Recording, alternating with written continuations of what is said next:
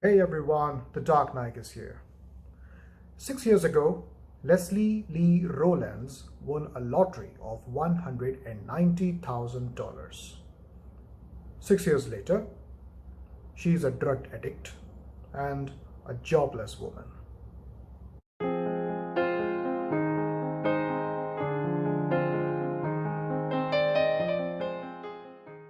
To Leslie is a 2-hour indie film that focuses on a troubled woman who is wandering here and there and sleeping on the streets.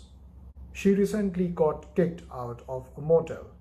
Her 20-year-old son, who has now distanced himself from her, had to take her. She is struggling, but the mental and physical collapse is certain because of her addiction with smoking and drinking. She just cannot get rid of these things. This film, or the character of Lee, is the director's best effort to highlight the cases of homeless people on the streets who are begging for help in form of money, job, or shelter. And Lee's case is a sorry case. What she did with her life, the consequences were likely. But as the legend says, that there is always an angel knocking on the door sooner or later to all of us, who guides us to live a life out of nowhere. I think the film pressed that worriedness very well. More than the film's continuity, as it stood predictable, I was lost in the central performance. Andrea Riseborough as Lee is a born-to-play-a-role effort.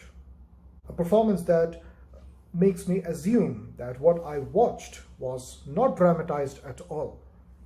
I observed a woman in her misery, all helpless and lost, rejected by the society and mocked by her own.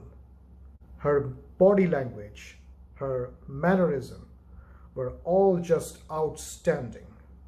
Just watch her when her son quarrels with the neighbor, or that 2.5-minute one-shot scene at the pub when Lee listens to Willie Nelson's "Are You Sure?"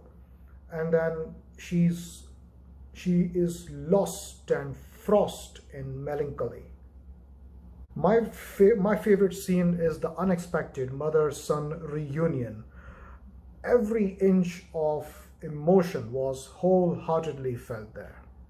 The speculations and controversy around Andrea's nomination for Best Actress in this year's Oscar is highly unfortunate. It's highly unfortunate.